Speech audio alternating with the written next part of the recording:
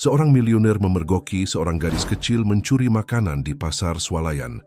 Tanpa ragu, dia membayar seluruh isi keranjang yang dibutuhkan gadis itu. Karena penasaran, dia mengikuti gadis itu ke sebuah gubuk reot, tempat dia tinggal dalam kondisi yang memprihatinkan. Terkejut dengan apa yang dilihatnya, dia membuat keputusan yang akan mengubah masa depan gadis itu dan keluarganya selamanya. Langit Jakarta mulai menggelap ketika Aditya Prawira melangkah keluar dari mobil mewahnya. Sebagai CEO Techno Solutions Indonesia, perusahaan teknologi terbesar di Asia Tenggara, dia jarang mengunjungi daerah pinggiran kota seperti ini. Namun, hari ini berbeda. Entah mengapa kakinya membawanya ke sebuah supermarket sederhana di kawasan Cilincing. Aditya memasuki supermarket dengan langkah tegap, jasnya yang sempurna menarik perhatian pengunjung lain.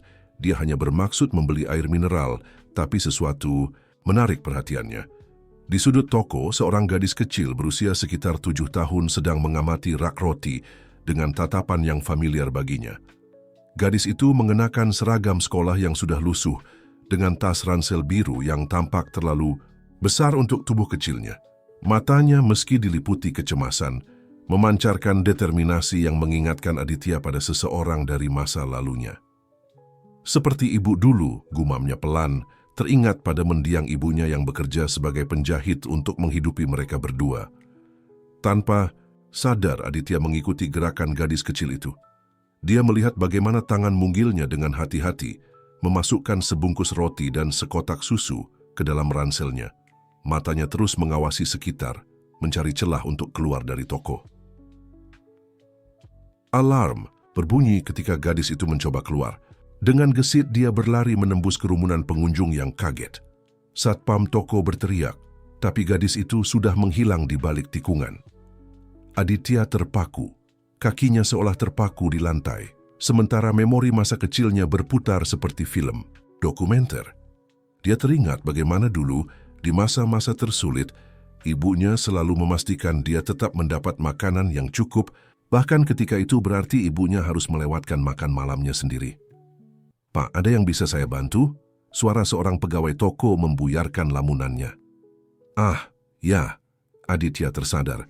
"Saya ingin melihat rekaman CCTV toko ini." "Maaf, Pak, tapi itu..." Aditya mengeluarkan kartu namanya. Nama perusahaannya cukup untuk membuka pintu manapun di Jakarta. Dalam hitungan menit, dia sudah berada di ruang keamanan mengamati rekaman yang menunjukkan kemana gadis itu pergi. Matahari sudah hampir tenggelam ketika Aditya mengikuti jejak gadis kecil itu.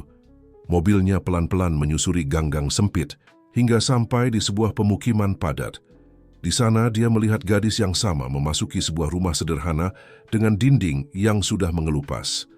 Aditya memarkirkan mobilnya dan mengamati rumah itu dari kejauhan.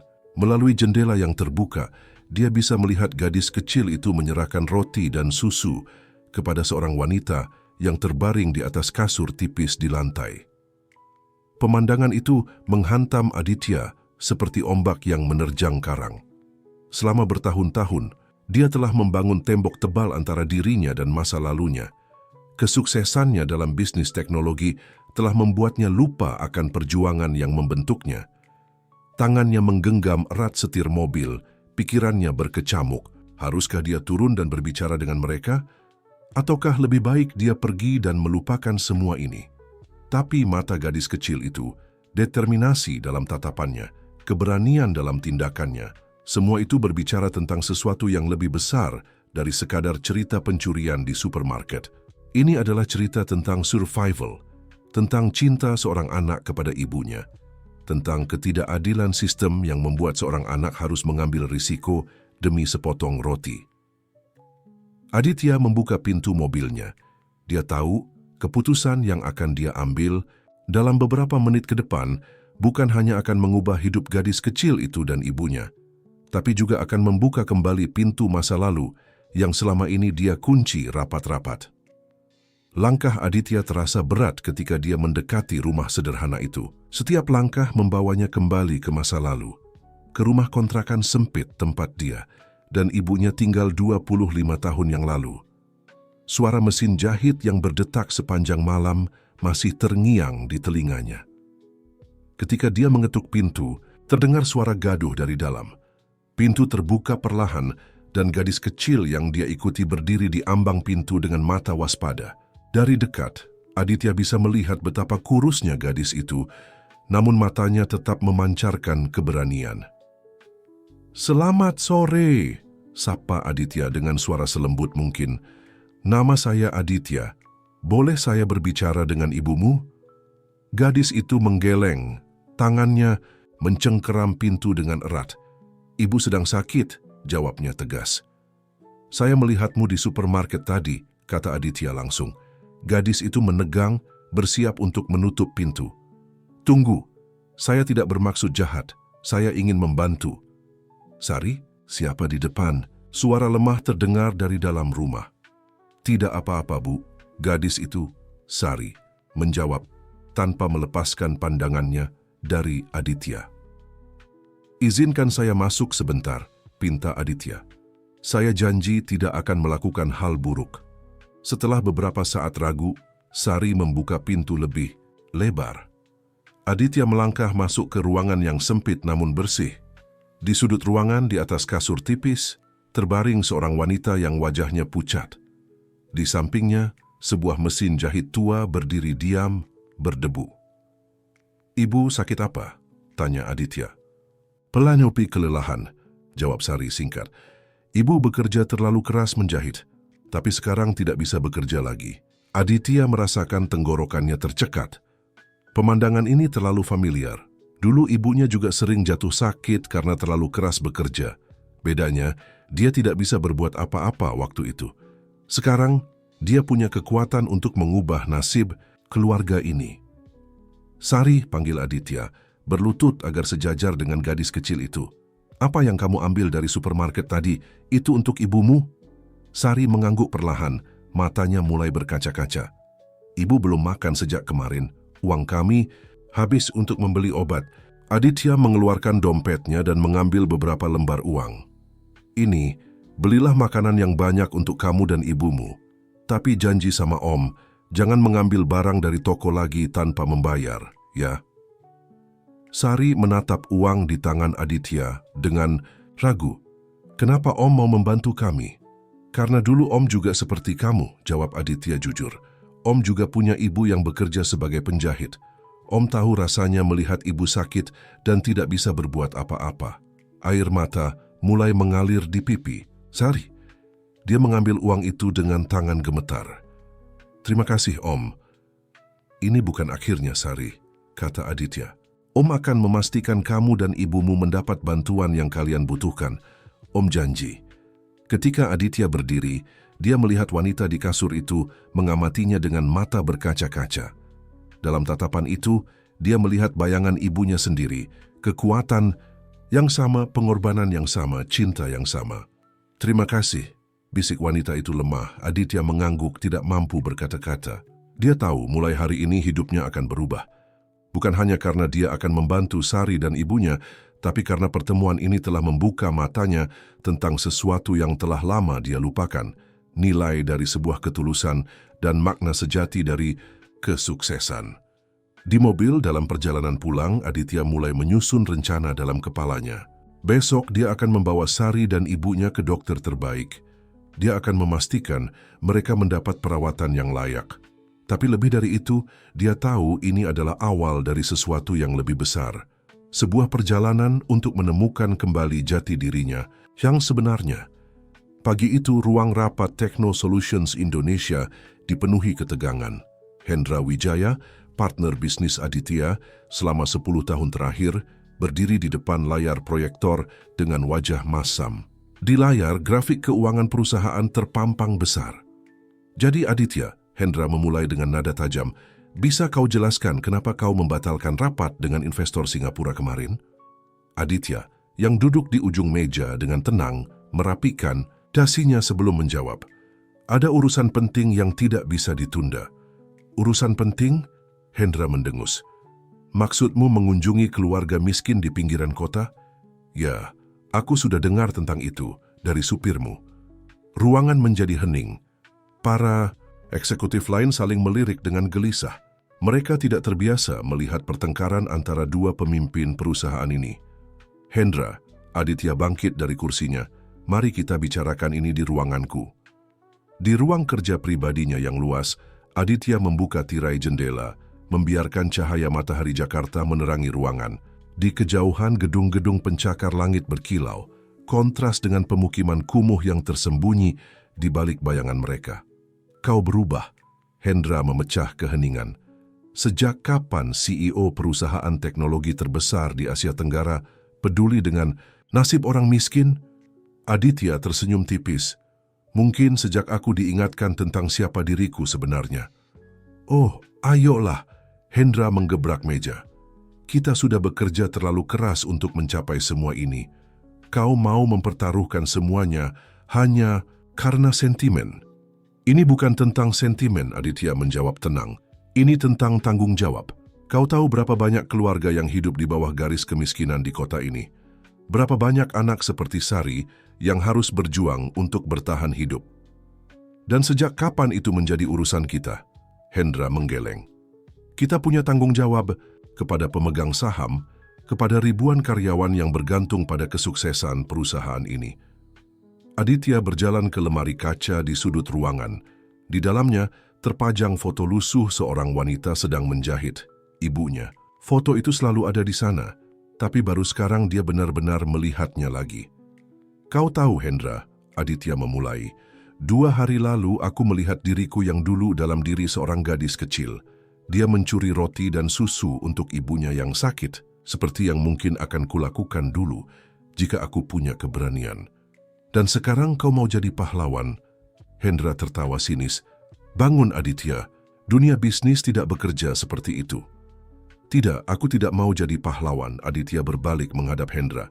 "Aku hanya ingin menjadi manusia yang lebih baik. Dan mungkin, dengan kekuatan yang kita miliki, kita bisa membuat perubahan nyata. Dengan menghamburkan uang perusahaan untuk amal?" Hendra menggeleng. "Dewan direksi tidak akan setuju." "Aku tidak meminta persetujuan mereka untuk menggunakan uangku sendiri," Aditya menjawab tegas. "Dan mulai sekarang Techno Solutions akan memiliki program tanggung jawab sosial yang serius." "Kau gila," Hendra berjalan ke arah pintu. "Ini akan menghancurkan semua yang telah kita bangun.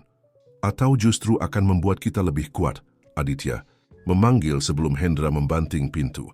"Pikirkan itu, sobat." Setelah Hendra pergi, Aditya menghempaskan diri di kursinya. Dia mengambil ponselnya dan membuka foto yang dia ambil kemarin. Sari dan ibunya di rumah sakit. Tersenyum lemah tapi penuh harapan. Pagi ini, tim dokter terbaik sedang memeriksa kondisi Ibu Sari. Gadis kecil itu duduk di samping tempat tidur, rumah sakit, menggenggam tangan ibunya, matanya tidak lagi diliputi ketakutan seperti kemarin. Aditya tahu pertentangan dengan Hendra hanyalah awal. Akan ada lebih banyak tantangan yang harus dia hadapi. Tapi ketika dia melihat foto itu, dia yakin telah membuat keputusan yang benar. Dia membuka laptopnya dan mulai mengetik. Proposal untuk program tanggung jawab sosial perusahaan, rencana, pembangunan pusat pelatihan untuk ibu-ibu single parent, beasiswa untuk anak-anak kurang mampu. Setiap kata yang dia ketik adalah langkah menuju perubahan yang dia impikan. Rumah sakit swasta terbaik di Jakarta itu terasa asing bagi Sari. Lantainya yang mengkilap, dindingnya yang putih bersih, dan para perawat yang mondar-mandir dengan seragam rapi. Semua terasa seperti dunia lain baginya. Tapi yang paling mengejutkan adalah perubahan pada ibunya. Setelah 3 hari dirawat, wajah ibu mulai berseri-seri. Dokter mengatakan bahwa ibunya menderita kelelahan kronis dan malnutrisi, tapi dengan perawatan yang tepat, dia akan pulih sepenuhnya. "Sari," panggil ibunya lembut. "Kemarilah, nak." Sari yang sedang memandang keluar jendela kamar VIP itu mendekat ke tempat tidur ibunya. Di luar, langit Jakarta terlihat cerah, berbeda dengan suasana mendung yang biasa dia lihat dari jendela rumah mereka. "Ibu sudah merasa lebih baik?" tanya Sari, menggenggam tangan ibunya yang kini tidak sepucat beberapa hari lalu. "Ya, sayang," berkat Om Aditya. Ibu tersenyum, matanya berkaca-kaca. Ibu tidak pernah menyangka masih ada orang sebaik itu di dunia ini. Sari mengangguk. Dia masih ingat bagaimana takutnya dia ketika pertama kali bertemu Aditya. Tapi pria itu ternyata berbeda dari orang-orang kaya yang dia kenal. Ada ketulusan dalam matanya, seperti dia benar-benar memahami penderitaan mereka. Om Aditya bilang, "Besok akan ada guru datang ke sini," kata Sari. "Katanya aku bisa belajar sambil menunggu ibu di rumah sakit." "Benarkah?" Ibu mencoba duduk dan Sari segera membantunya menyusun bantal. "Tapi bukankah seharusnya kamu sekolah?" "Om Aditya sudah mengatur semuanya dengan sekolah," Sari menjelaskan. "Katanya ini program khusus supaya aku tidak ketinggalan pelajaran." Tepat saat itu pintu kamar terbuka. Aditya masuk dengan membawa sebuah tas besar. Meski mengenakan setelan jas mahal, sikapnya tetap ramah dan sederhana. "Selamat siang," sapanya ceria. "Bagaimana keadaan ibu hari ini?" "Jauh lebih baik, Pak." "Aditya," jawab Ibu Sari. "Saya tidak tahu bagaimana harus berterima kasih." Aditya menggeleng. "Tidak perlu berterima kasih. Saya hanya melakukan apa yang seharusnya." Dia membuka tas yang dibawanya. "Nah, Sari, ini ada sesuatu untukmu." Mata Sari melebar ketika Aditya mengeluarkan sebuah laptop baru dan beberapa buku pelajaran. "Ini untukku?" "Ya," Aditya tersenyum. "Mulai besok, kamu akan belajar dengan guru privat yang akan datang ke sini. Dan dengan laptop ini kamu bisa mengikuti kelas online juga." Sari memegang laptop itu dengan hati-hati, seolah-olah itu adalah benda paling berharga di dunia. Dia tidak pernah membayangkan akan memiliki laptop sendiri. "Dan untuk ibu," Aditya mengeluarkan sebuah tablet. "Di sini ada aplikasi untuk belajar desain busana. Saya dengar dari Sari ibu sangat berbakat dalam menjahit." Air mata mengalir di pipi Ibu Sari. "Pak Aditya, ini terlalu banyak. Saya tidak bisa." "Tolong," Aditya mengangkat tangannya. "Anggap saja ini investasi untuk masa depan. Saya percaya ibu bisa menjadi desainer busana yang hebat." Sari memperhatikan bagaimana ibunya mulai tersenyum, senyum yang sudah lama tidak dia lihat. Ada harapan dalam senyum itu, harapan yang sempat hilang dalam kesulitan hidup mereka. "Oh ya," Aditya menambahkan, "minggu depan akan ada pembukaan pusat pelatihan untuk para ibu single parent. Ibu bisa bergabung setelah pulih nanti. Di sana ada fasilitas mesin, jahit modern dan pelatihan bisnis." "Pusat pelatihan?" tanya Ibu Sari. "Ya, proyek baru perusahaan saya," Aditya menjelaskan. "Sebenarnya bertemu dengan kalian yang menginspirasi ide ini." Sari menatap Aditya dengan kagum. Pria ini bukan hanya membantu mereka, tapi juga ingin membantu orang lain yang senasib dengan mereka. Dia teringat teman-temannya di kampung yang juga hidup dalam kesulitan. "Om," Sari memberanikan diri bertanya, "apa teman-temanku yang lain juga bisa ikut belajar?" Aditya tersenyum lebar. "Tentu saja, semakin banyak yang bergabung semakin baik. Kita bisa membuat perubahan bersama-sama." Di luar jendela, matahari Jakarta bersinar semakin cerah. Sari memandang ibunya yang tersenyum, laptop barunya yang berkilau, dan Aditya yang duduk di samping mereka dengan wajah penuh ketulusan. Untuk pertama kalinya dalam hidupnya, dia merasa masa depan tidak lagi menakutkan. Ruangan Dewan Direksi Techno Solutions Indonesia tampak mencekam sore itu. 12 kursi kulit hitam mengelilingi meja oval besar, dan di setiap kursi duduk para eksekutif dengan wajah serius. Di ujung meja, Hendra Wijaya berdiri dengan sebuah presentasi yang terpampang di layar besar. Jadi, seperti yang bisa kita lihat, Hendra menunjuk ke grafik yang menurun. Sejak dimulainya program sosial ini, fokus manajemen terpecah, efisiensi menurun. Dan yang lebih mengkhawatirkan, beberapa investor mulai mempertanyakan arah perusahaan. Aditya, yang duduk di kursinya dengan tenang, mengamati reaksi setiap anggota dewan. Sebagian mengangguk setuju dengan Hendra, sementara yang lain tampak ragu-ragu. "Saya sudah memperingatkan Aditya," Hendra melanjutkan, suaranya semakin tegas. "Techno Solutions adalah perusahaan teknologi, bukan organisasi amal. Kita punya tanggung jawab kepada pemegang saham. Dan bagaimana dengan tanggung jawab kita kepada masyarakat?" Aditya akhirnya angkat bicara.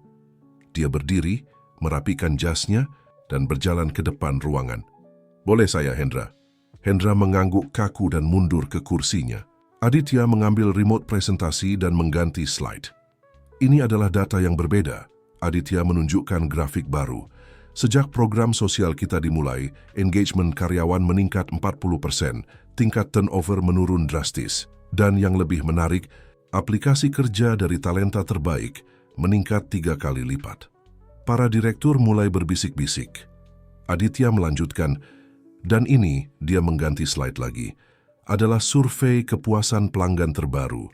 Kepercayaan publik terhadap Techno Solutions naik signifikan setelah mereka tahu tentang program sosial kita. Itu semua bagus, Hendra menyela. Tapi bagaimana dengan biaya? Program-program ini menghabiskan anggaran yang tidak sedikit. Yang sebenarnya hanya 2% dari keuntungan bersih kita. Aditya menunjukkan angka-angka yang detail.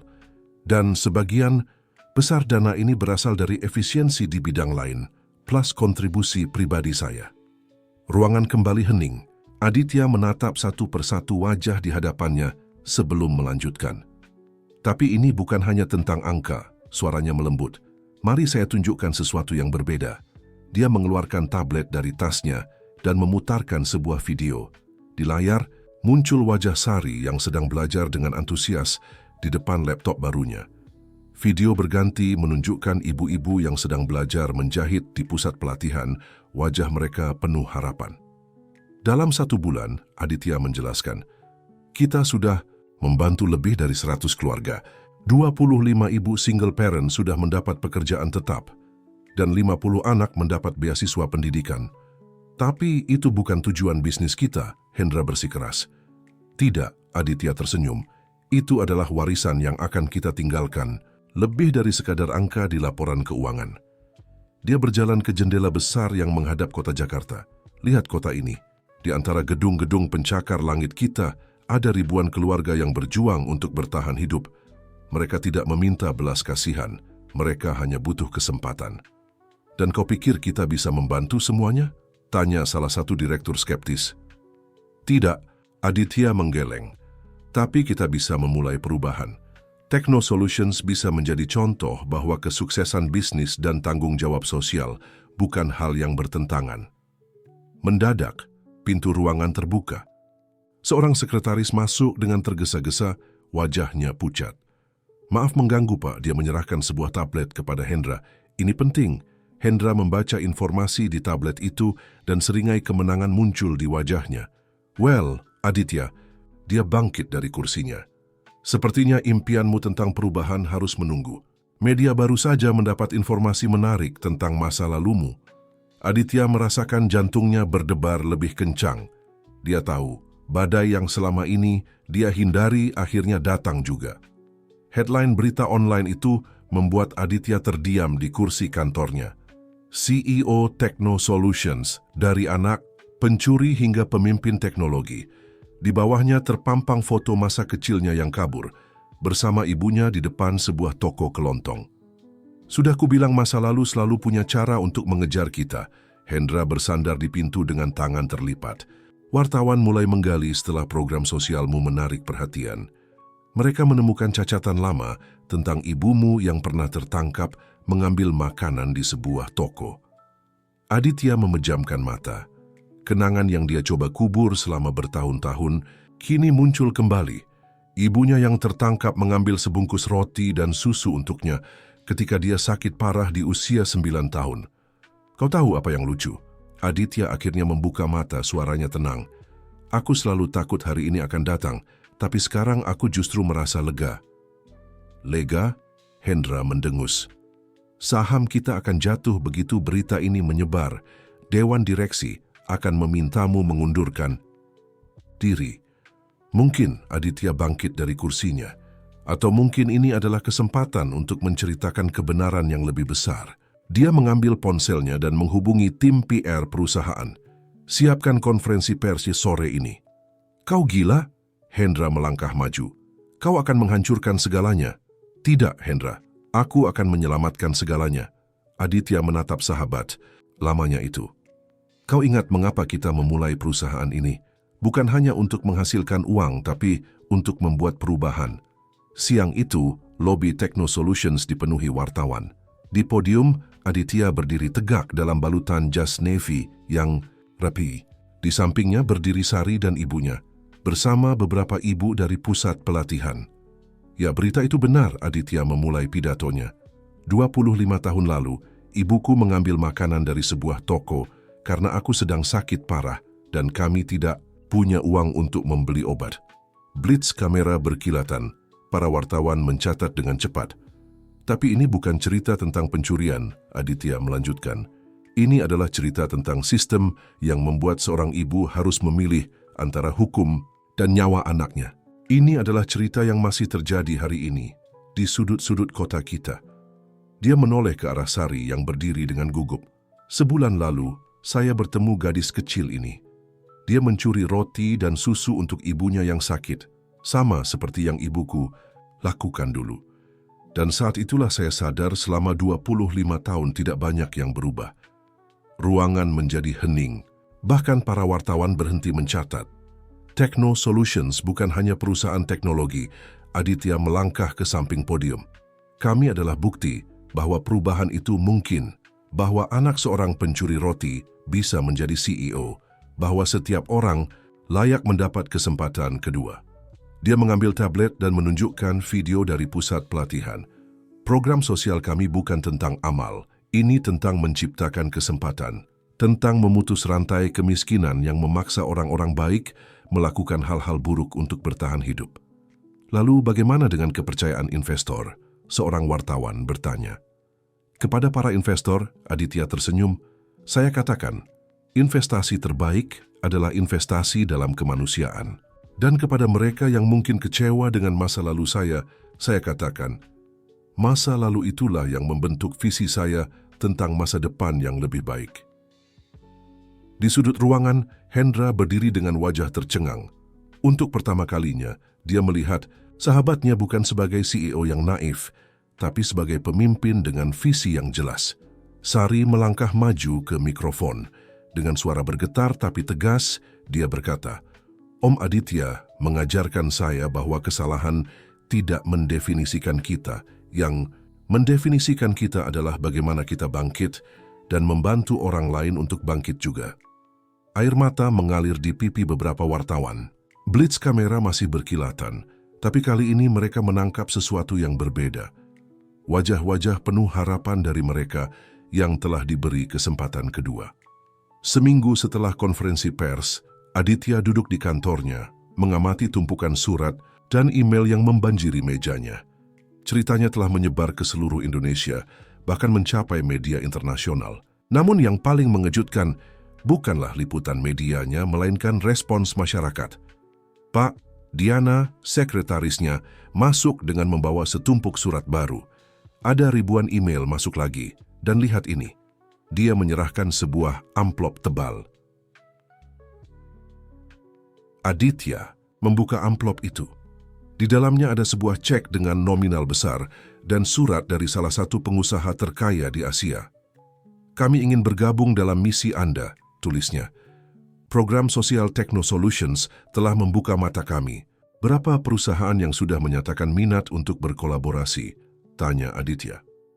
32 sampai pagi ini, jawab Diana, termasuk 5 perusahaan teknologi terbesar di Asia Tenggara. Mereka semua ingin menerapkan model program sosial kita. Aditya tersenyum, teringat kata-kata skeptis Hendra beberapa minggu lalu. Sahamnya bukannya jatuh, malah melonjak naik. Investor melihat program sosial mereka bukan sebagai pemborosan, tapi sebagai model bisnis masa depan. Oh ya, Diana menambahkan, Pak Hendra ingin bertemu. Dia sudah menunggu di luar. Aditya mengangguk, suruh dia masuk. Hendra masuk dengan langkah ragu, sangat berbeda dari sikapnya yang biasa. Aditya, dia memulai, Aku minta maaf. Duduklah, Aditya menunjuk kursi di hadapannya. Kopi? Tidak, terima kasih. Hendra duduk dengan gelisah. Aku salah menilaimu. Kukira kau akan menghancurkan perusahaan ini dengan ide-ide idealismu. Tapi ternyata berbuat baik dan berbisnis bisa berjalan seiring. Aditya menyelesaikan kalimatnya. Ya, dan bukan hanya itu. Hendra mengeluarkan tablet dan menunjukkan sebuah artikel. Lihat ini, Harvard Business Review menulis tentang model bisnis kita. Mereka menyebutnya The Indonesian Way, cara baru menjalankan bisnis yang mengintegrasikan profit dengan dampak sosial. Aditya mengambil tablet itu, membaca sekilas artikelnya. Kau tahu apa yang lucu, Hendra? Semua ini bermula dari seorang gadis kecil yang mencuri roti. Ngomong-ngomong soal Sari, Hendra berdeham, aku punya ide. Bagaimana kalau kita membuat program beasiswa khusus untuk anak-anak seperti dia? Bukan hanya pendidikan, tapi juga pelatihan kepemimpinan. Aditya menatap sahabatnya dengan takjub. Kau serius? Ya, aku sudah banyak berpikir. Hendra mengeluarkan sebuah proposal dari tasnya. Aku bahkan sudah menyiapkan rancangannya. Program 10 tahun dengan target 1.000 anak dari keluarga prasejahtera. Dan kau yang akan memimpinnya? Kalau kau mengizinkan, Hendra tersenyum malu. Kurasa sudah waktunya aku melakukan sesuatu yang berarti. Tepat saat itu pintu kantor terbuka. Sari masuk dengan seragam sekolah barunya, diikuti oleh ibunya yang sudah tampak sehat dan cantik dalam balutan busana hasil rancangannya sendiri. Om, Aditya! Sari berlari dan memeluknya. Tadi di sekolah ada wartawan yang datang. Mereka mewawancarai aku dan teman-teman dari program beasiswa. Benarkah? Aditya mengangkat Sari ke pangkuannya. Dan apa yang kau ceritakan pada mereka? Aku bilang kalau semua orang bisa berubah. Sari tersenyum lebar. Seperti aku yang dulu mengambil roti, sekarang bisa jadi juara kelas. Seperti ibu yang dulu sakit, sekarang jadi guru di pusat pelatihan. Ibu Sari, yang kini menjadi koordinator program pelatihan menjahit, mengangguk bangga. Minggu depan kami akan mengadakan fashion show pertama. Semua desainer adalah ibu-ibu dari program pelatihan. Dan kau harus hadir, Hendra. Aditya menoleh ke sahabatnya. Sebagai direktur program beasiswa baru kita, mata Sari berbinar. Om Hendra juga mau membantu anak-anak seperti aku? Hendra berlutut di depan Sari, matanya berkaca-kaca. Ya Sari, Om baru sadar kalau ada banyak anak hebat sepertimu yang butuh kesempatan, dan Om ingin membantu mereka seperti Om Aditya membantumu. Di luar jendela kantor Aditya, matahari Jakarta bersinar cerah. Di bawah sana, pusat pelatihan yang baru sedang dibangun. Sebentar lagi, tempat itu akan dipenuhi oleh lebih banyak ibu yang belajar, lebih banyak anak yang bermimpi, lebih banyak harapan yang tumbuh. Ini baru permulaan kan? Tanya Sari polos. Ya, sayang, Aditya memeluknya erat. Ini baru permulaan dari sesuatu yang luar biasa. Gedung Pusat Pelatihan Techno Solutions yang baru berdiri megah di kawasan Cilincing. Berbeda dengan gedung-gedung korporat pada umumnya, bangunan ini dirancang dengan sentuhan hangat dan ramah. Taman-taman hijau mengelilingi gedung dan dinding-dindingnya dihiasi mural karya anak-anak program beasiswa. Hari ini adalah hari yang istimewa. Fashion show pertama dari ibu-ibu program pelatihan akan digelar di aula utama. Para wartawan, pengusaha, dan pejabat pemerintah memenuhi kursi-kursi yang disediakan. Di belakang panggung, Ibu Sari sedang membantu peserta lain merapikan busana rancangan mereka. Tangannya yang dulu gemetar karena sakit, kini bergerak lincah, memperbaiki jahitan dan lipatan kain. Bu Sari menghampiri dengan membawa sekuntum bunga. Hai, ini dari Om Aditya, katanya untuk keberuntungan. Ibu Sari tersenyum mengambil bunga itu dan mencium putrinya. Terima kasih, sayang. Doakan Ibu ya. Di kursi depan, Aditya duduk di antara para tamu VIP. Di sampingnya, Hendra tampak berbeda dengan senyum tulus di wajahnya. 3 bulan menjalankan program beasiswa telah mengubah pria itu sepenuhnya. Kau tahu, Hendra berbisik, minggu depan ada 5 perusahaan besar yang akan meluncurkan program serupa. Mereka semua terinspirasi oleh ceritamu. Bukan ceritaku, Aditya mengoreksi. Cerita mereka, para ibu yang tidak pernah menyerah, anak-anak yang tetap bermimpi meski hidup sulit. Lampu mulai dimadamkan. MC naik ke panggung dan memulai acara. Selamat datang di Dreams in Colors, fashion show pertama dari para desainer lulusan program pelatihan Techno Solutions. Musik mengalun lembut. Satu persatu model-model yang juga merupakan ibu-ibu dari komunitas sekitar berjalan di catwalk dengan anggun. Mereka mengenakan busana hasil rancangan sendiri, Perpaduan elegan antara motif tradisional dan desain modern. Di tengah show, layar besar menampilkan video singkat tentang perjalanan program ini. Dari ruangan sempit dengan beberapa mesin jahit hingga menjadi pusat pelatihan modern yang memberdayakan ratusan ibu. Lihat itu, Sari, yang duduk di samping Aditya, menunjuk ke layar. Itu ibu waktu pertama kali masuk kelas.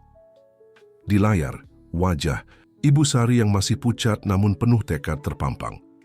Video berlanjut menunjukkan transformasinya dari peserta pemalu menjadi instruktur yang percaya diri. Puncak acara adalah koleksi spesial dari Ibu Sari. Dengan bangga, dia mempersembahkan 15 rancangan yang terinspirasi dari kisah hidupnya.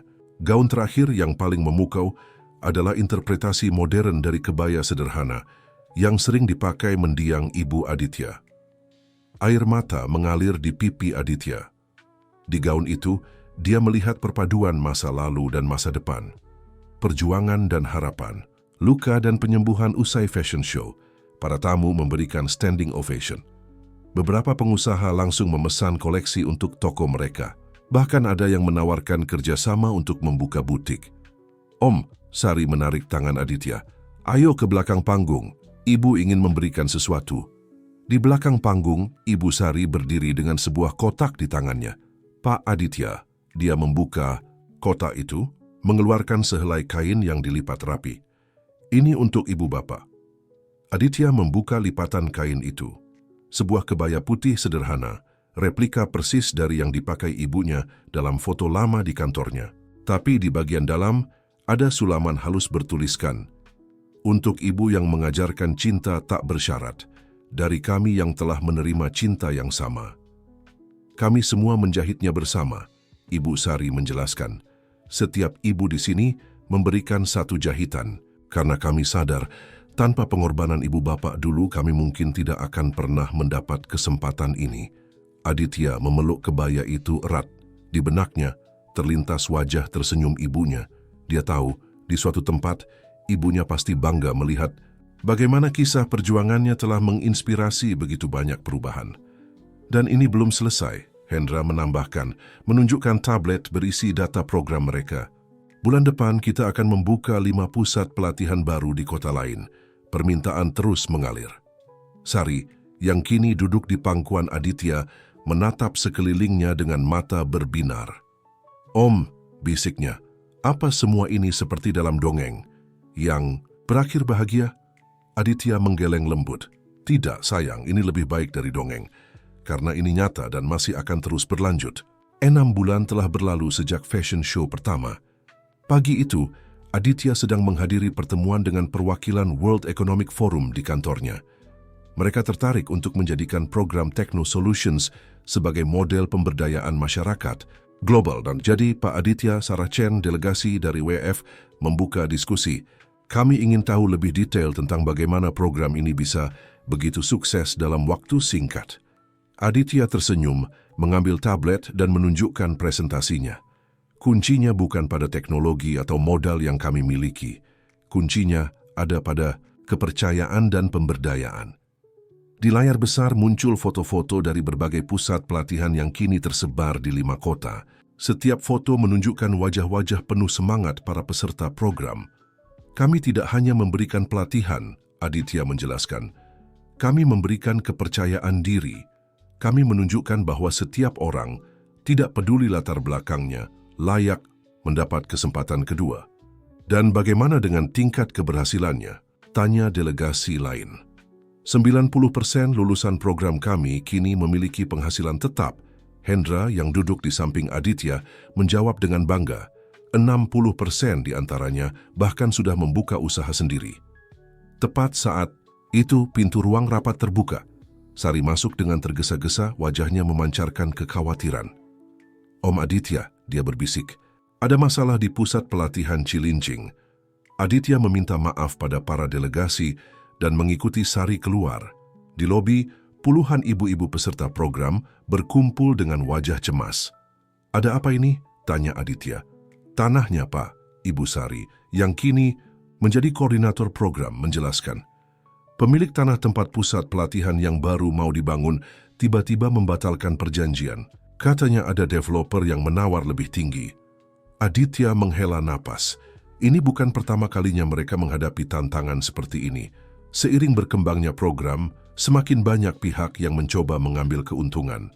Berapa banyak ibu yang sudah mendaftar untuk program di sana? Tanya Aditya. 350, Pak, jawab Ibu Sari. Kebanyakan dari mereka sudah berhenti dari pekerjaan lama, berharap bisa ikut pelatihan. Sari menarik tangan Aditya. Om, aku punya ide. Bagaimana kalau kita pakai gedung sekolahku yang lama sekarang kan sudah kosong sejak sekolah pindah ke gedung baru?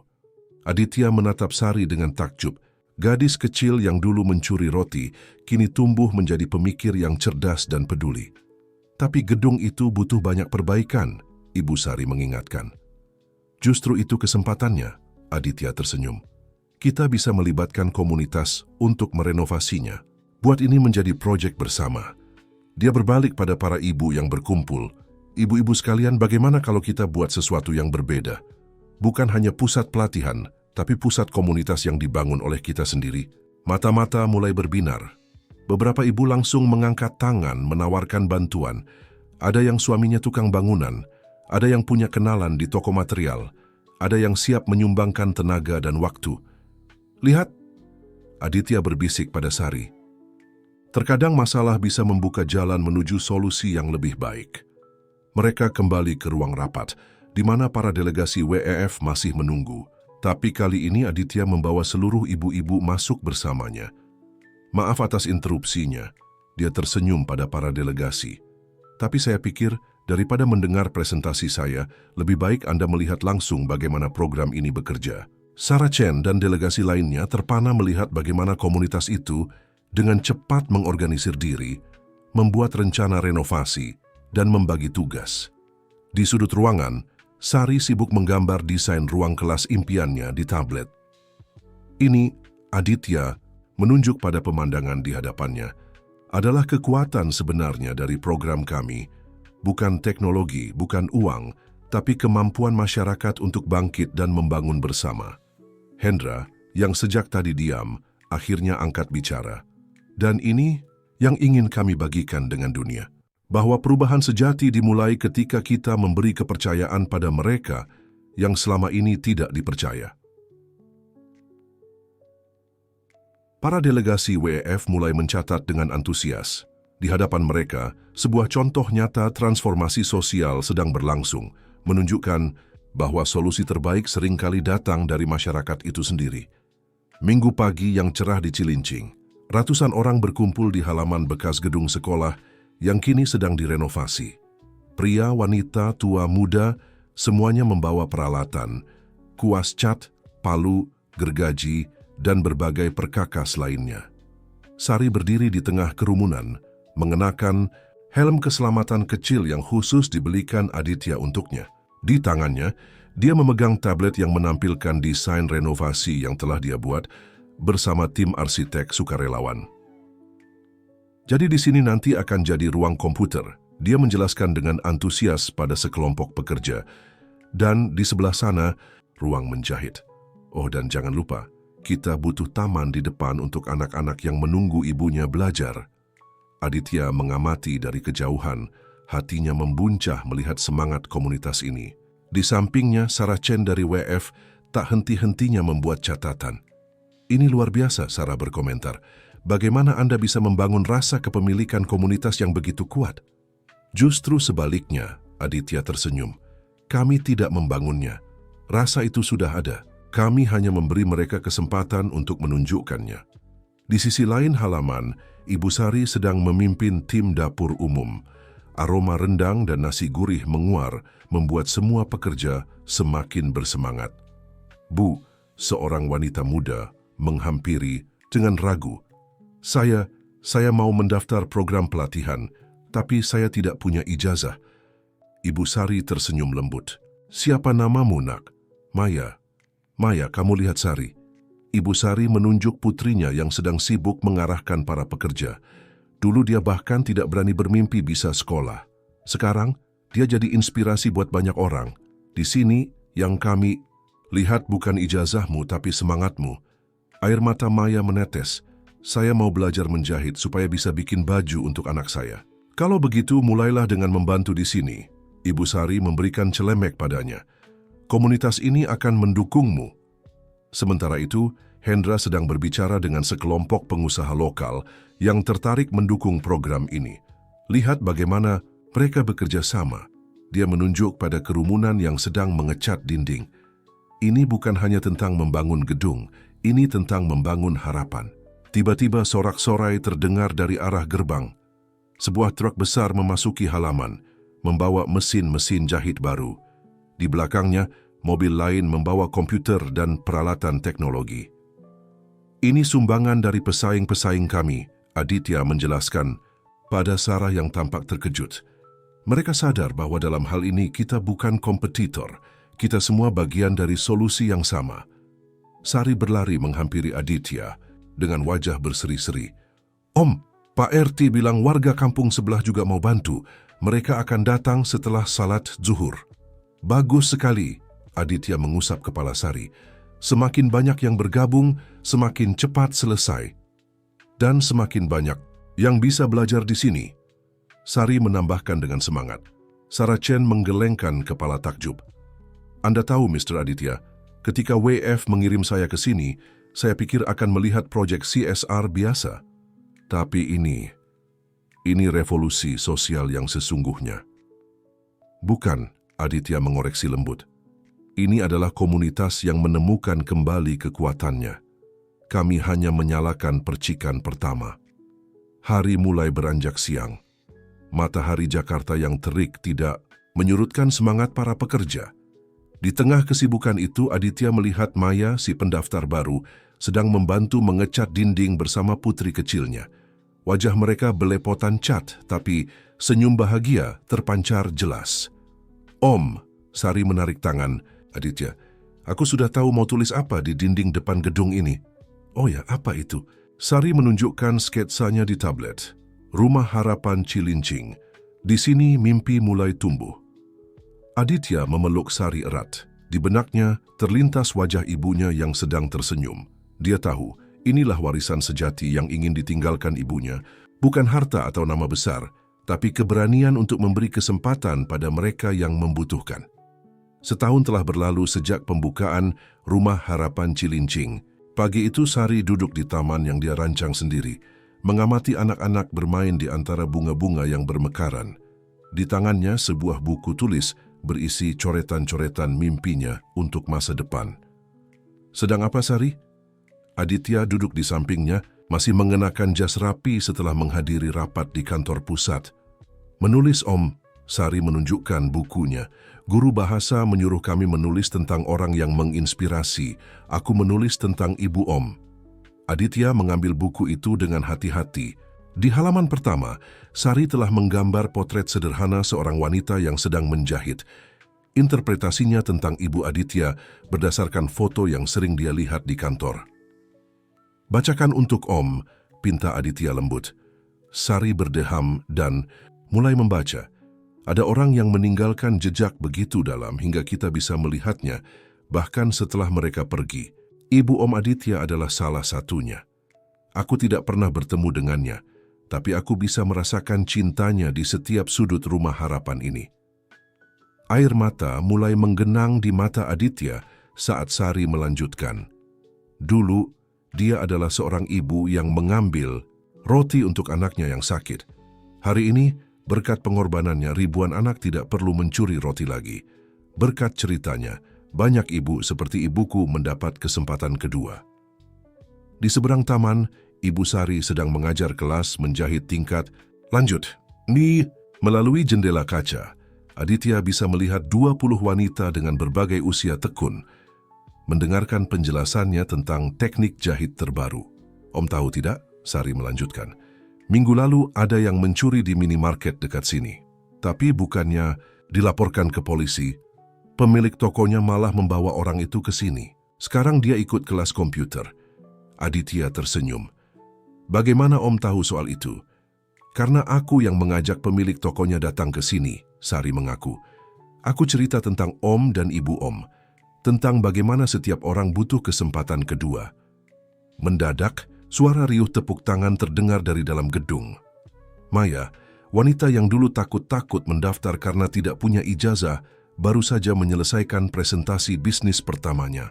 Dengan bantuan program pelatihan komputer, dia berhasil membuat website untuk menjual hasil jahitannya. Lihat itu, Om. Sari menunjuk ke arah Maya yang sedang menerima pelukan dari peserta lain. Sekarang dia bisa membiayai sekolah anaknya, dan katanya dia mau jadi pengajar di sini juga. Aditya mengangguk bangga. Inilah yang dia impikan, sebuah siklus kebaikan yang terus berputar, di mana mereka yang telah dibantu kemudian membantu yang lain. Oh ya Om, Sari teringat sesuatu. Tadi pagi ada kiriman surat untuk Om dari anak-anak di pusat pelatihan yang baru di Surabaya. Dia mengeluarkan setumpuk amplop dari tasnya. Setiap amplop dihias dengan gambar-gambar berwarna-warni. Aditya membuka salah satunya dan membaca, "Dear Om Aditya, saya tidak pernah bertemu Om, tapi kata Ibu Guru, Om adalah orang yang membuat tempat ini ada. Dulu ibu saya sering menangis karena tidak bisa memberi saya makan. Sekarang ibu sudah bisa jahit baju dan jualan online. Terima kasih Om, sudah membuat ibu saya tersenyum lagi." Surat demi surat, Aditya membaca kisah-kisah transformasi serupa. Ada anak yang akhirnya bisa kembali sekolah, ibu yang berhasil membuka toko kecil, keluarga yang bisa pindah ke rumah yang lebih layak. Sari, Aditya menatap gadis kecil yang kini tumbuh semakin bijak itu. Kamu tahu kenapa Om sangat bersyukur bertemu denganmu hari itu? Di supermarket, Sari menggeleng. Karena kamu mengingatkan Om pada sesuatu yang sangat penting, bahwa setiap orang, tidak peduli sesulit apapun hidupnya, membawa potensi untuk mengubah dunia. Lihat sekarang, berkat keberanianmu hari itu, berapa banyak hidup yang berubah. Tapi Om yang melakukan semuanya. Sari menyandarkan kepalanya di bahu Aditya. Tidak, sayang. Kita semua melakukannya bersama. Setiap orang yang ada di sini, kamu, ibumu, Maya, semua peserta program, kalian semua adalah bagian dari perubahan ini. Di kejauhan matahari Jakarta mulai condong ke barat, menyinari gedung Rumah Harapan dengan cahaya keemasan. Di taman itu Aditya dan Sari duduk dalam keheningan yang nyaman, mendengarkan tawa anak-anak dan dengung mesin jahit yang berpadu dalam simfoni harapan. Suasana Rumah Harapan Cilincing sore itu berbeda dari biasanya. Spanduk-spanduk warna-warni menghiasi halaman dan aroma kue-kue tradisional menguar dari dapur komunitas. Para peserta program dan keluarga mereka berkumpul di aula utama, menanti acara khusus yang akan dimulai. Sudah siap pidatonya? Tanya Aditya pada Sari yang sedang merapikan rok seragamnya. Sudah Om, Sari mengangguk meski terlihat sedikit gugup. Tapi bagaimana kalau nanti aku lupa? Bicara saja dari hati, Aditya menggenggam tangan Sari. Seperti yang selalu kamu lakukan. Hari ini adalah perayaan 1 tahun Rumah Harapan Cilincing, sekaligus peluncuran program baru yang ide dasarnya berasal dari Sari, program mentoring di mana anak-anak yang lebih tua mengajar adik-adik kelas mereka.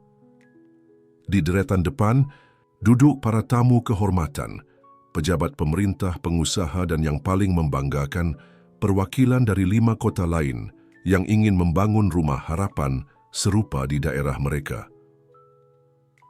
Hendra, yang kini sepenuhnya mendedikasikan dirinya pada program sosial perusahaan, naik ke podium untuk membuka acara. Selamat sore, hari ini kita berkumpul untuk merayakan sesuatu yang lebih dari sekadar ulang tahun sebuah institusi. Kita di sini untuk merayakan kekuatan mimpi dan keberanian untuk berubah. Layar besar menampilkan foto-foto perjalanan setahun terakhir, dari gedung sekolah tua yang kusam hingga menjadi pusat pembelajaran yang hidup, dari wajah-wajah putus asa menjadi senyum penuh harapan. Dan sekarang, Hendra tersenyum, mari kita dengar dari seseorang yang menjadi inspirasi program ini. Sari, silakan naik ke podium. Sari berjalan dengan tegap ke depan. Di usianya yang ke-9, dia telah tumbuh menjadi gadis yang penuh percaya diri. Selamat sore semuanya, dia memulai. Setahun yang lalu saya berdiri di tempat yang sama, ketika gedung ini masih kosong. Saya ingat bagaimana rasanya takut bermimpi, tapi Om Aditya mengajarkan saya sesuatu, bahwa setiap mimpi, sekecil apapun, bisa mengubah dunia. Dia menunjuk ke arah Maya yang duduk dengan putrinya. Lihat Tante Maya, dulu dia takut masuk ke sini karena tidak punya ijazah. Sekarang, dia mengajar kelas komputer dan punya bisnis online. Putrinya tidak perlu khawatir tentang biaya sekolah lagi. Sari melanjutkan dengan menunjuk ke berbagai sudut ruangan, menyebutkan nama demi nama, kisah demi kisah. Setiap cerita adalah bukti nyata bahwa perubahan itu mungkin. Dan hari ini, Sari tersenyum lebar, saya ingin mengumumkan program baru kami, Kakak Pembimbing. Karena saya percaya, setiap anak yang telah diberi kesempatan memiliki tanggung jawab untuk membantu anak lain mendapat kesempatan yang sama. Tepuk tangan memenuhi ruangan. Di sudut matanya, Aditya melihat Hendra diam-diam mengusap air mata. Setelah pidato Sari, ibu-ibu dari kelas memasak membagikan kue dan minuman. Suasana berubah menjadi lebih santai, dengan obrolan dan tawa memenuhi ruangan.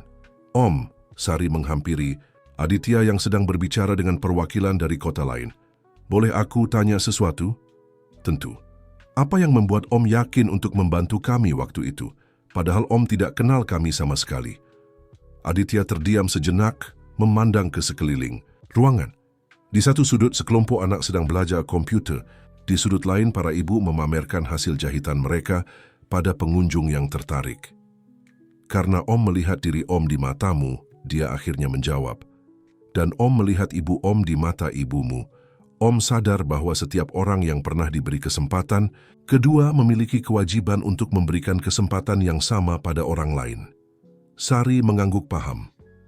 Seperti rantai kebaikan ya Om. Tepat sekali. Dan lihat sekarang betapa panjang rantai itu sudah menjadi.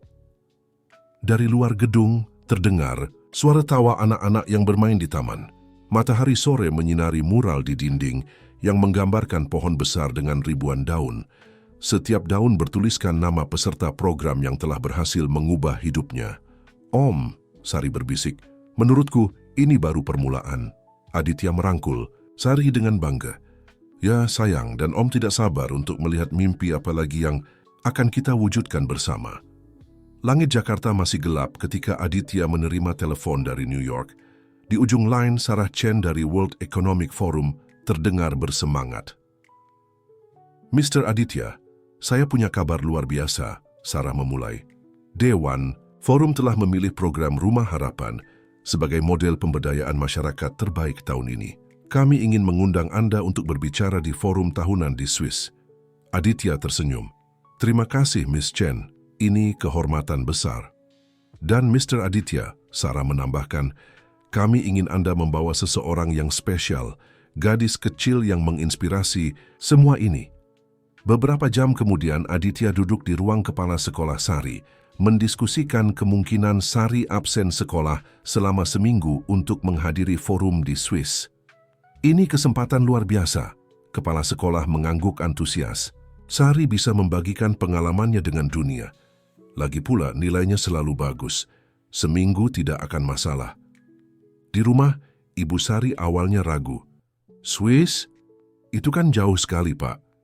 Ibu bisa ikut juga, Aditya meyakinkan. Bahkan, saya rasa ini kesempatan bagus untuk memperkenalkan hasil karya para desainer Rumah Harapan di panggung internasional. Mata Ibu Sari berbinar.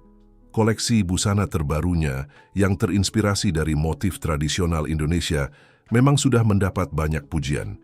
Tapi, Om, Sari yang sejak tadi diam akhirnya bersuara. Apa yang harus aku katakan pada orang-orang penting di sana? Aditya berlutut agar sejajar dengan Sari. Kamu hanya perlu menceritakan kisahmu tentang bagaimana sebuah kesempatan bisa mengubah hidup seseorang, tentang bagaimana setiap anak berhak bermimpi. Minggu-minggu berikutnya dipenuhi persiapan. Hendra mengatur semua dokumen perjalanan, sementara tim Techno Solutions membantu menyiapkan presentasi. Sari menghabiskan waktu ekstra berlatih bahasa Inggris. Setiap sore, setelah mengajar adik-adik kelasnya di program Kakak Pembimbing, dia akan duduk dengan Maya yang fasih berbahasa Inggris berkat kelas online-nya. Dengar, Maya tersenyum melihat Sari yang frustasi dengan pronunciation. Dulu aku bahkan takut masuk ke gedung ini. Sekarang aku mengajar komputer dan berbicara dengan klien dari luar negeri. Kamu pasti bisa. Sementara itu, di ruang jahit, Ibu Sari dan tim desainernya bekerja keras menyiapkan koleksi khusus. Mereka menciptakan paduan unik antara kebaya modern dan blazer, menggabungkan keanggunan tradisional dengan sentuhan profesional. Ini akan jadi statement kita, Ibu Sari menjelaskan pada timnya, bahwa pemberdayaan bisa datang dalam berbagai bentuk. Suatu malam seminggu sebelum keberangkatan, Aditya menemukan Sari duduk sendirian di Taman Rumah Harapan. Di tangannya sebuah foto lusuh, foto lama Ibu Aditya yang selama ini terpajang di kantor. "Boleh Om duduk?" Aditya menghampiri. Sari mengangguk masih memandangi foto itu. "Om, menurutmu, apa yang akan Ibu Om katakan kalau lihat semua ini?" Aditya terdiam sejenak, memandang langit Jakarta yang dipenuhi bintang. Om rasa sedia akan sangat bangga, bukan pada Om, tapi pada semua orang di sini yang telah membuktikan bahwa kesulitan hidup bukan akhir dari segalanya. "Kadang aku bermimpi tentang hari itu," Sari berbisik. "Hari ketika aku mengambil roti itu. Dalam mimpiku aku selalu takut, tapi sekarang ketika bangun, aku tidak merasa takut lagi. Kenapa? Karena sekarang aku tahu bahwa kesalahan bisa menjadi awal dari sesuatu yang baik. Seperti yang Om bilang, setiap orang berhak dapat kesempatan kedua." Aditya merangkul Sari. Di kejauhan, lampu-lampu Rumah Harapan masih menyala terang. Beberapa ibu masih bekerja di ruang jahit, menyiapkan koleksi untuk Swiss. Di ruang komputer, suara ketikan keyboard terdengar. Maya sedang mengajar kelas, malam untuk mereka yang bekerja di siang hari. "Om," Sari mendadak berdiri. "Aku tahu apa yang mau aku sampaikan di Swiss nanti." "Oh ya, apa itu?" "Aku akan bilang, setiap orang punya cerita yang layak didengar. Setiap kesalahan bisa menjadi awal dari perubahan. Dan yang terpenting, tidak ada mimpi yang terlalu kecil untuk mengubah dunia." Aditya tersenyum bangga. Gadis kecil yang dulu ketakutan di supermarket kini telah tumbuh menjadi pembawa pesan harapan untuk dunia. Salju turun perlahan di luar gedung World Economic Forum di Davos, Swiss. Di dalam ruang persiapan, Sari berdiri di depan cermin, mengenakan kebaya modern rancangan ibunya, paduan sempurna antara kain tradisional Indonesia dan potongan profesional yang elegan. "Gugup?" tanya Aditya yang baru selesai memeriksa slide presentasi terakhir kali. "Sedikit," Sari mengaku, "tapi Maya bilang, gugup itu tanda kita peduli dengan apa yang kita lakukan." Di ruangan sebelah, Ibu Sari dan tim desainernya sedang menyiapkan pameran kecil hasil karya Rumah Harapan. Koleksi mereka telah menarik perhatian beberapa brand fashion internasional yang tertarik berkolaborasi. "Ladies and gentlemen," suara MC terdengar dari auditorium. "Selanjutnya mari kita sambut pembicara istimewa kita. Seorang gadis muda yang kisahnya telah menginspirasi perubahan sosial di Indonesia. Sari bersama dengan Aditya Prawira dari Techno Solutions." Sari menarik napas dalam dan melangkah ke panggung. Ribuan pasang mata menatapnya, tapi dia teringat kata-kata Maya. "Ceritakan saja dengan jujur, seperti saat kau mengajar adik-adik di Rumah Harapan." "Selamat pagi," Sari memulai dalam bahasa Inggris yang telah dia latih berbulan-bulan. 2 tahun lalu saya adalah gadis kecil yang mencuri roti dan susu untuk ibu saya yang sakit. Hari ini, saya berdiri di hadapan Anda semua untuk bercerita tentang kekuatan sebuah kesempatan kedua." Layar di belakangnya menampilkan foto-foto Rumah Harapan, dari gedung sekolah tua hingga menjadi pusat pemberdayaan yang hidup. Setiap foto menceritakan kisah transformasi yang berbeda. "Di tempat kami," Sari melanjutkan dengan percaya diri, "kami percaya bahwa setiap orang punya potensi untuk berubah.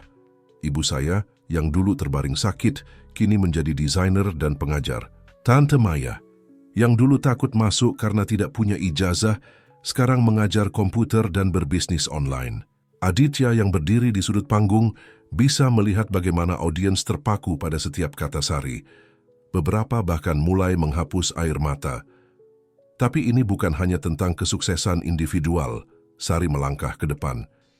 Ini tentang menciptakan Lingkaran kebaikan yang terus membesar. Setiap orang yang telah dibantu, kini membantu orang lain. Setiap mimpi yang terwujud, menginspirasi mimpi-mimpi baru. Di layar muncul video pendek tentang program kakak pembimbing, menunjukkan bagaimana anak-anak yang lebih tua mengajar adik-adik mereka menciptakan generasi baru pemimpin komunitas. Kami tidak meminta banyak, suara Sari bergetar dengan emosi. Hanya kesempatan untuk membuktikan bahwa setiap orang, tidak peduli latar belakangnya, layak mendapat kesempatan untuk bermimpi. Standing ovation memenuhi ruangan ketika Sari menyelesaikan presentasinya. Di antara tepuk tangan yang membahana, seorang pengusaha teknologi terkemuka berdiri dan mengangkat tangan.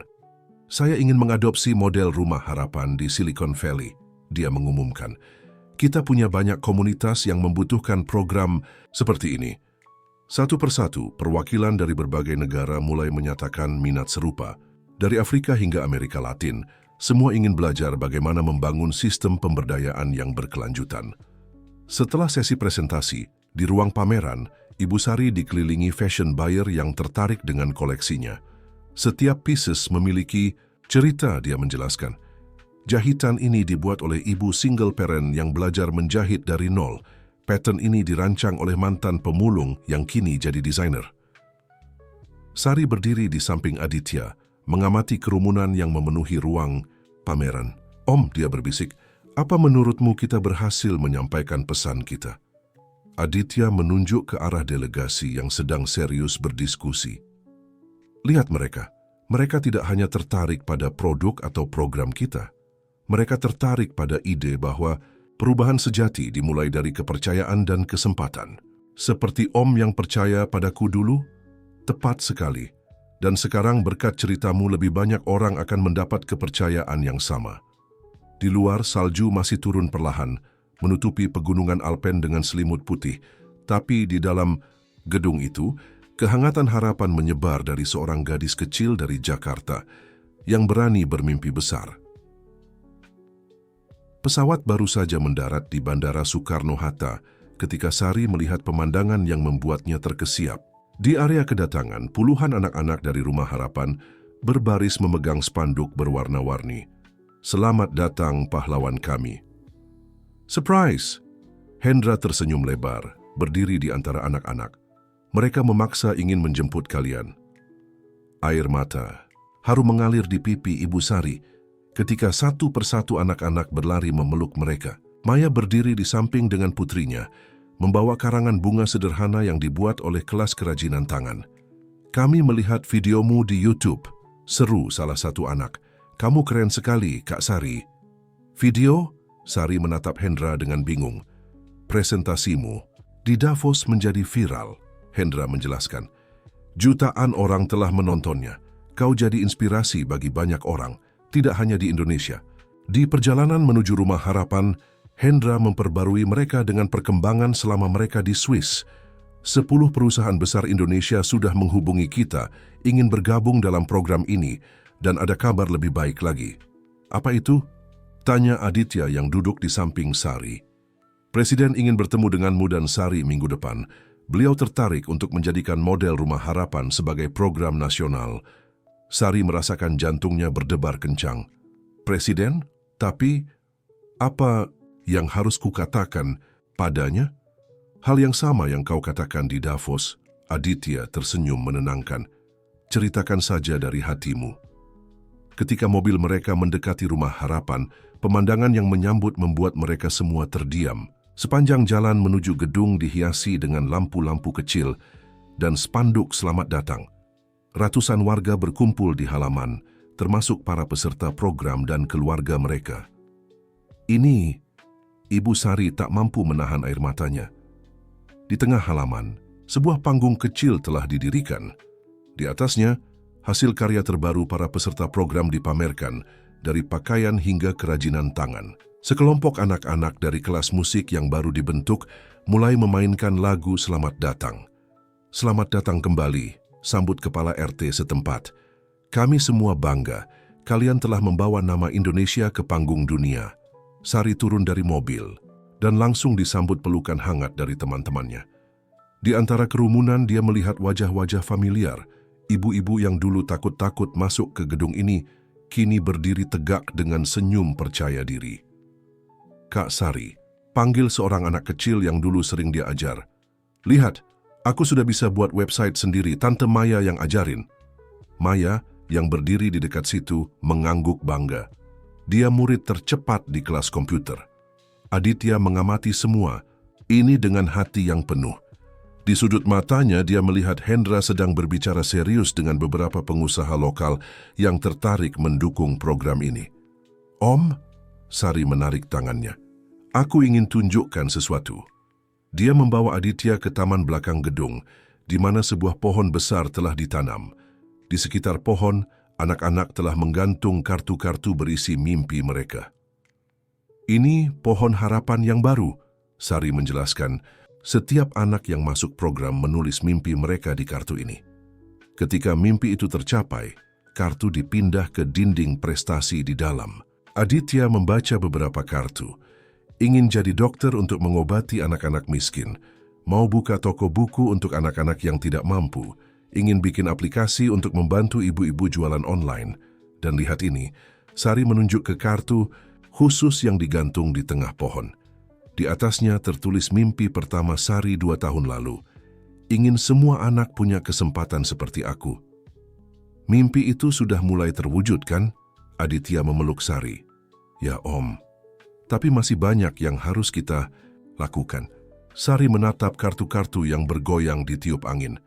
Masih banyak anak yang perlu diberi kesempatan. Dari arah gedung terdengar suara musik dan tawa. Komunitas ini telah tumbuh menjadi keluarga besar yang saling mendukung. Dan di tengah kebahagiaan itu, Sari tahu bahwa perjalanan mereka masih panjang. Tapi setidaknya mereka tidak berjalan sendirian lagi. Istana negara tampak megah di pagi yang cerah itu. Sari mengenakan kebaya rancangan ibunya, berjalan di samping Aditya memasuki ruang pertemuan. Di belakang mereka, Hendra membawa dokumen-dokumen presentasi tentang perkembangan Rumah Harapan. Selamat pagi, Presiden menyambut mereka dengan hangat. Saya sudah menonton video presentasimu di Davos, Sari. Sangat mengesankan. Sari membungkuk hormat, berusaha menyembunyikan kegugupannya. Di ruangan itu hadir juga beberapa menteri dan pejabat tinggi negara. Pak Presiden, Aditya memulai, kami membawa proposal lengkap tentang bagaimana model Rumah Harapan bisa diadaptasi untuk skala nasional. Ya, saya sudah membacanya, Presiden mengangguk. Tapi sebelum kita bahas itu, saya ingin mendengar langsung dari Sari. Apa yang membuatmu yakin program ini bisa berhasil di tempat lain? Sari menarik napas dalam. Dia teringat kata-kata Maya tentang berbicara dari hati. Pak Presiden, dia memulai dengan suara jernih. Kesempatan itu seperti benih.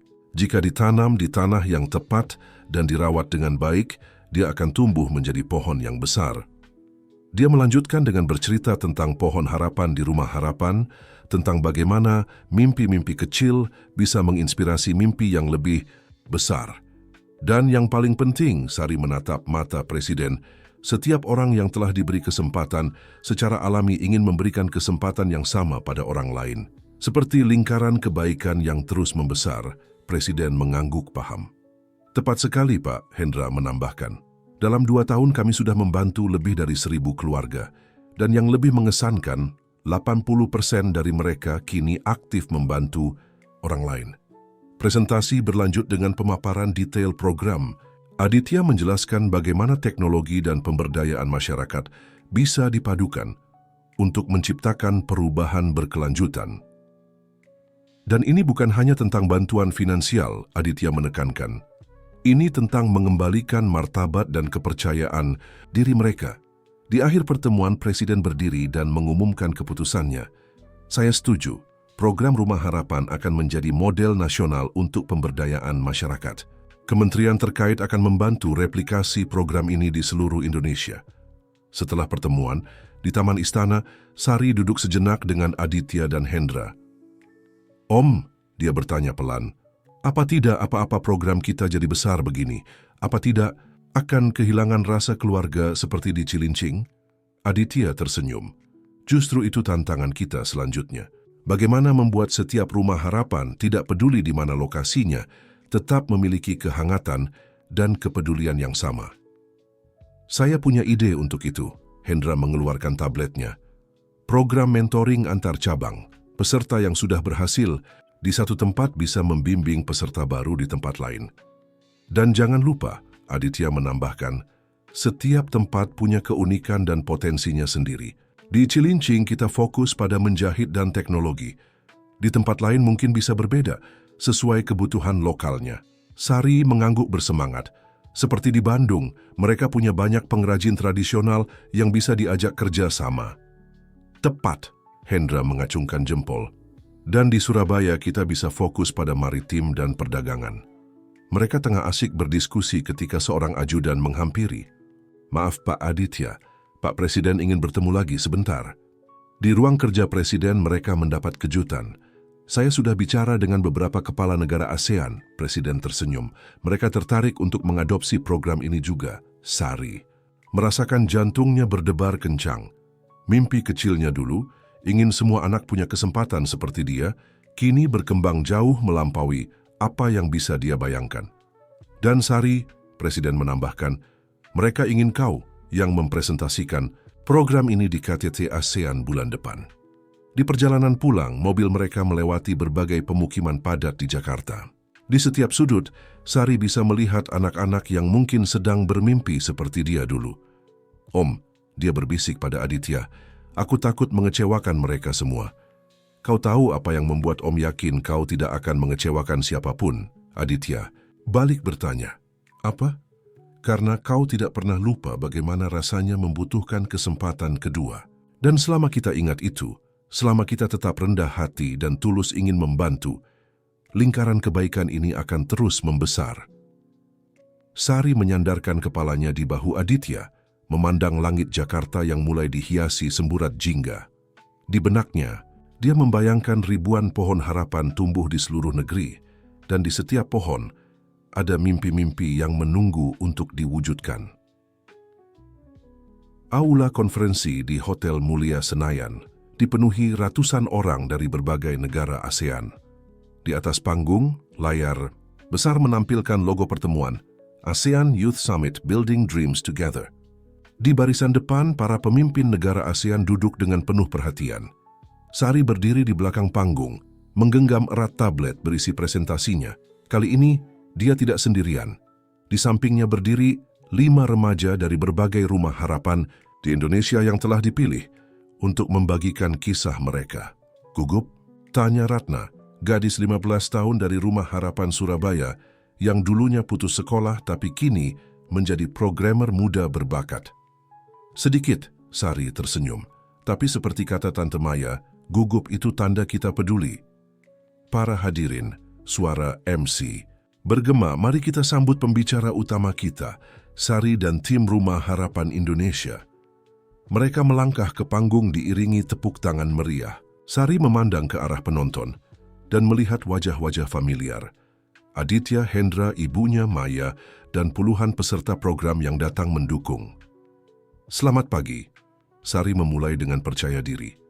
2 tahun yang lalu, saya berdiri di depan sebuah supermarket, ketakutan karena harus mencuri roti untuk ibu yang sakit. Hari ini saya berdiri di hadapan Anda semua untuk berbicara tentang kekuatan mimpi dan kesempatan kedua. Dia memberi isyarat dan Ratna melangkah maju.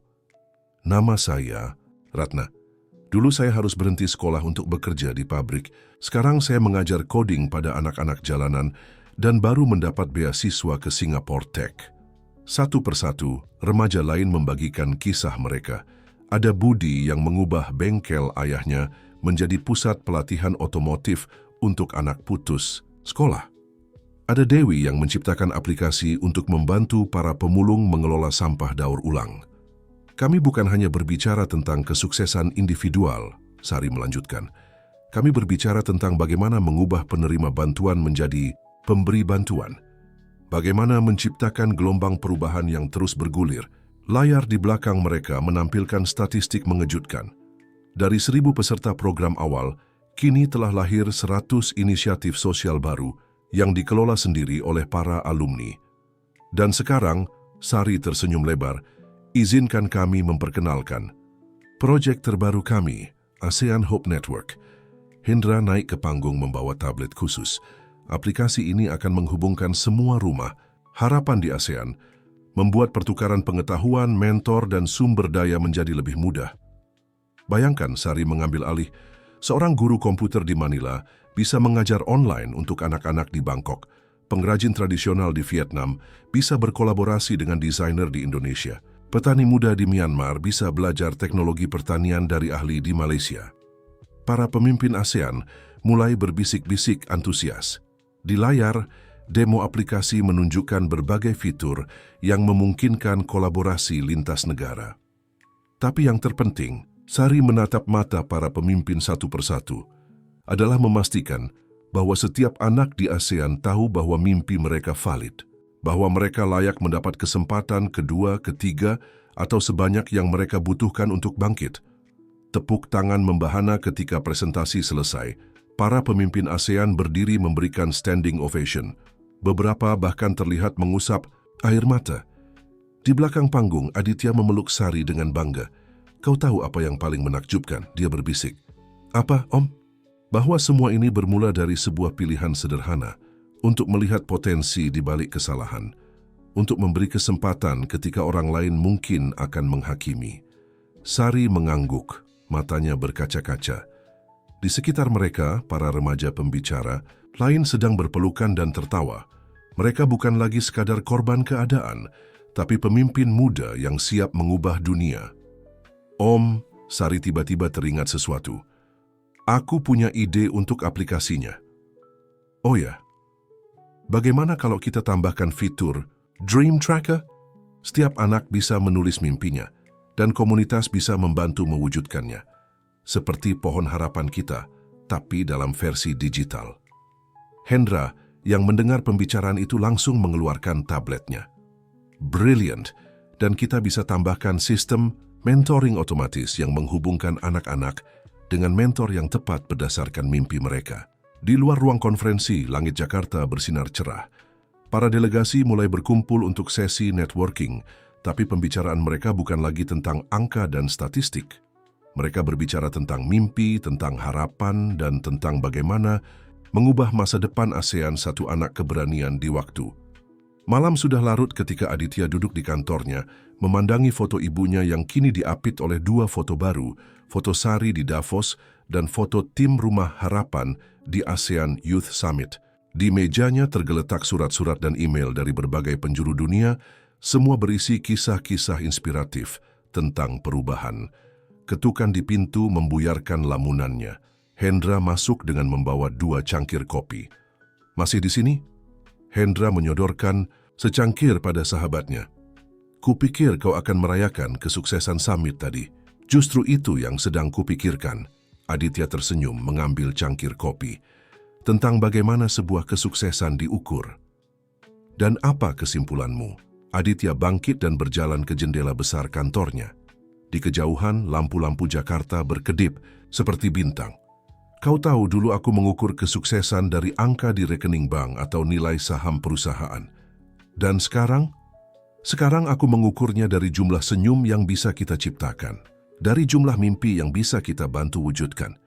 Hendra mengangguk paham. Dia mengeluarkan tabletnya dan membuka dashboard ASEAN Hope Network. Dalam hitungan jam sejak diluncurkan, ribuan anak telah mendaftar dan mulai membagikan mimpi mereka. "Lihat, ini." Hendra menunjukkan sebuah entry. Gadis kecil dari Filipina. Dia menulis bahwa setelah mendengar cerita Sari, dia tidak malu lagi dengan masa lalunya sebagai pemulung. Sekarang dia ingin membuat program daur ulang di komunitasnya. Dan yang ini, Aditya menunjuk entry lain, anak laki-laki dari Vietnam yang terinspirasi oleh Ratna. Dia mulai mengajar basic coding pada teman-temannya di desa menggunakan satu laptop bekas. Mendadak, pintu kantor terbuka lagi. Sari masuk dengan tergesa-gesa, masih mengenakan kebaya dari acara summit. Om harus lihat ini." Dia berlari dengan tablet di tangan.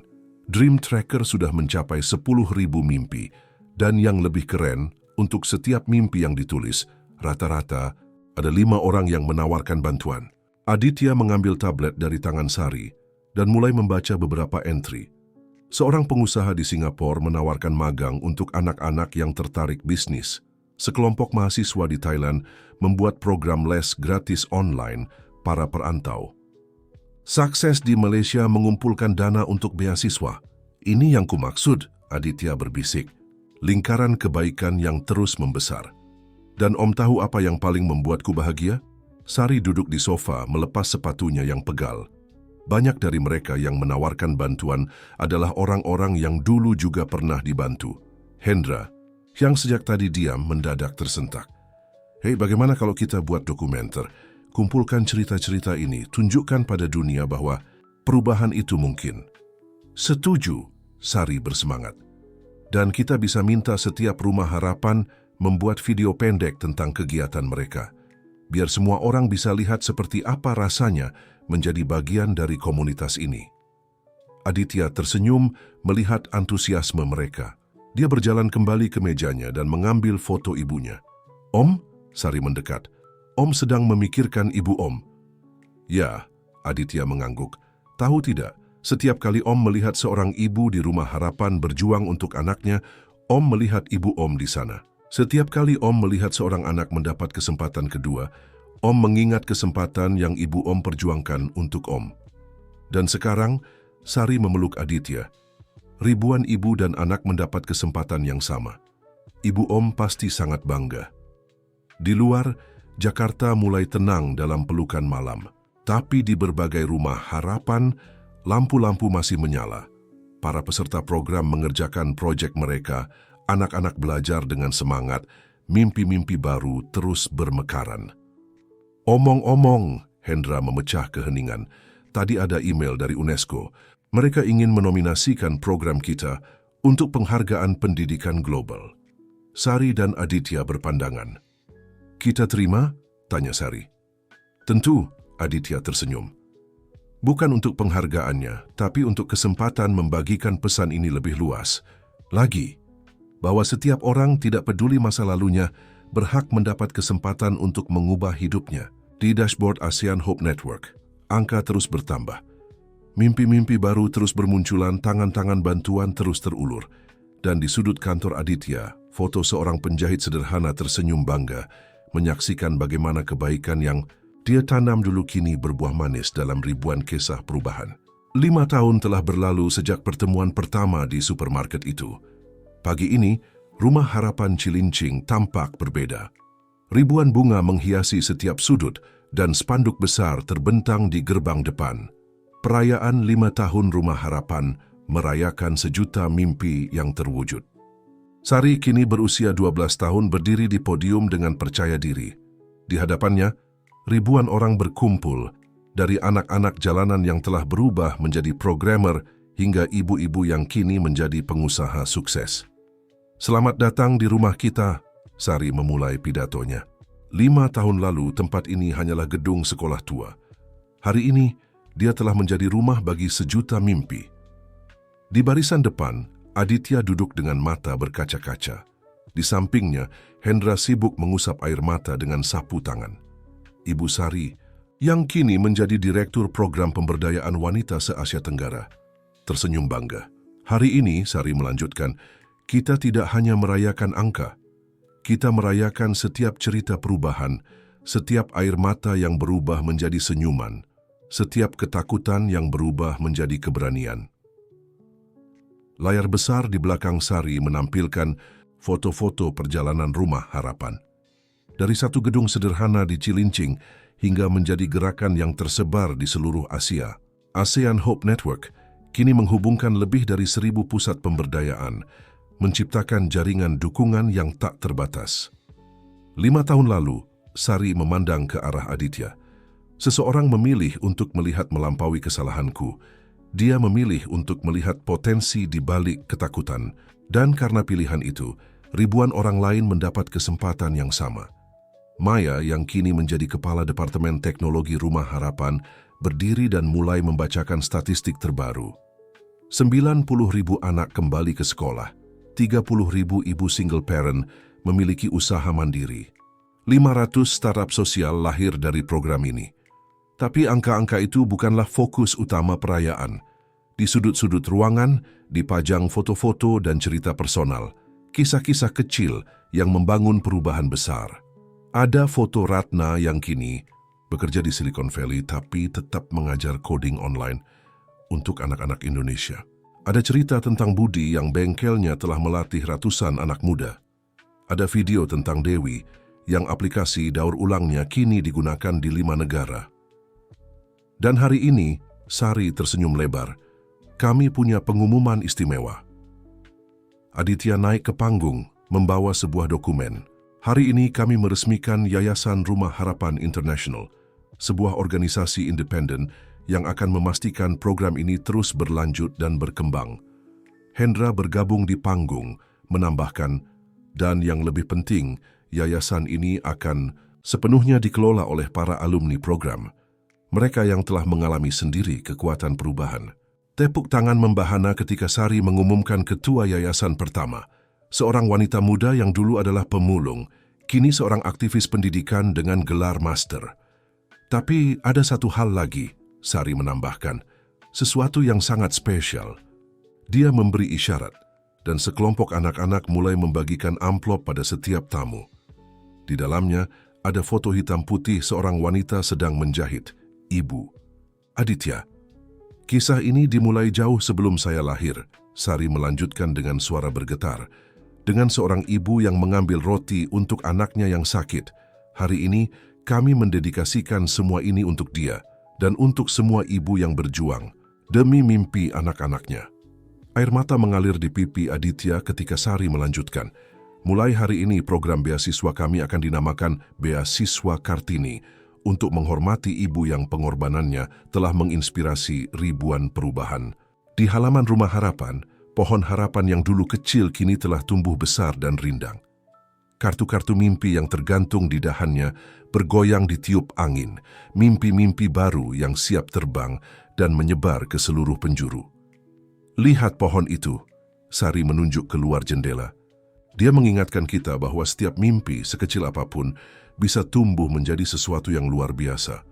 Bahwa setiap kebaikan, sederhana apapun, bisa menciptakan gelombang perubahan yang tak terbatas. Ketika Sari mengakhiri pidatonya, ribuan burung kertas dibuat oleh anak-anak Rumah Harapan dilepaskan ke udara.